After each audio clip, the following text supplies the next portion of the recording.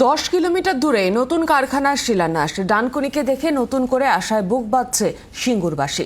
টাটার সেই পরিত্যক্ত কারখানার জমিতেই শিল্প ফেরাতে চান সিঙ্গুরবাসী।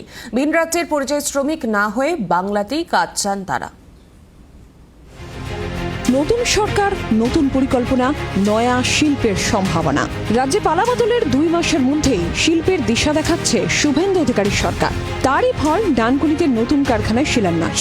এবার ডানকুনিকে দেখে আশায় বুক বাঁধছে সিঙ্গুর এবং টাটাকে এখানে আনবো আমরা, এবং সিঙ্গুরে যে জমি, সেই জমি সরকারের হাতে এখন নেই। বিগত সরকার তার মালিকানা ওখানকার কৃষকদের দিয়ে দিয়েছে, বা ওখানকার জমির মালিকদের দিয়ে দিয়েছে, যারা ওই জমিতে না সরষের চাষ করতে পারছেন, না আলু ফলাতে পারছেন। শুক্রবার সিঙ্গুর থেকে 10 কিলোমিটার দূরে ডানকুনিতে হোশিয়ারি শিল্পে শিলান্যাস করলেন মুখ্যমন্ত্রী। নতুন সরকারের নতুন শিল্প সম্ভাবনায় আরও এক ধাপ এগিয়ে গেল বাংলা। এই অবস্থায় সিঙ্গুর কেন বঞ্চিত থাকবে? ডানকুনিতে হোশিয়ারি শিল্পে শিলান্যাসের পর সিঙ্গুরও আশায় বুক বাঁধছে।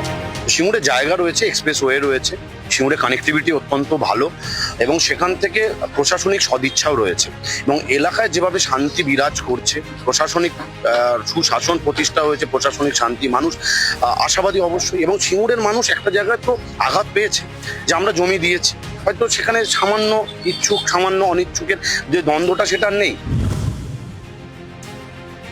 আমি আজ মাননীয় মুখ্যমন্ত্রী শুভেন্দু অধিকারীকে দলের পক্ষ থেকে আমি তাদের কাছে অনুরোধ করবো, মুখ্যমন্ত্রীকে অনুরোধ করবো, আমাদের মাননীয় শিল্পমন্ত্রীকে, এবং অনুরোধ করবো আমি আমাদের শ্রমমন্ত্রীকে, আপনারা অনুগ্রহ করে একটু সিঙ্গুরের দিকে তাকাবেন, যাতে ওখানে আমাদের ওই একটা হাব আমরা তৈরি করতে পারি।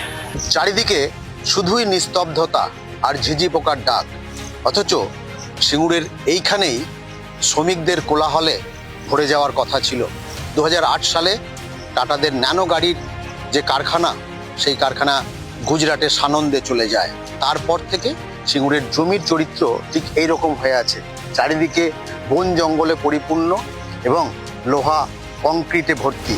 2006 সাল বাম আমলে সিঙ্গুরে ন্যানো কারখানা তৈরি করছিল টাটা মোটরস, কিন্তু জমি আন্দোলনের জেরে 2008 সালে ধ্বংস হয়ে যায় শিল্পের সম্ভাবনা। পরবর্তীকালে জমি ফিরে পেলেও সেই মাটিতে আর ফসল ফলাতে পারেননি কৃষকরা। এর জন্য বিগত তৃণমূল সরকারকে দায়ী করছেন সিঙ্গুরবাসী।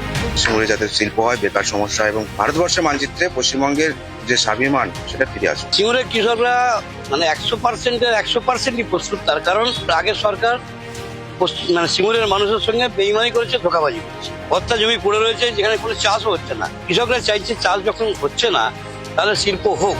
বাম জামানায় সিঙ্গুর থেকে টাটাদের তাড়িয়েছিলেন মমতা বন্দ্যোপাধ্যায়। ক্ষমতায় এসে সুপ্রিম কোর্টের নির্দেশে জমি ফিরিয়েছিলেন কৃষকদের। বিনিয়োগকারীদের কাছে বাংলা সম্পর্কে নেতিবাচক ধারণা তৈরি হয়েছে। এখন নতুন বিজেপি সরকার, তাই সিঙ্গুরে সেই জমিতে নতুন শিল্পের আশা দেখছেন সিঙ্গুরের বাসিন্দারা।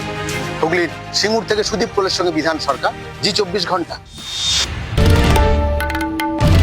বাংলার আওয়াজ, বাঙালির আবেগ, জি 24 ঘন্টা।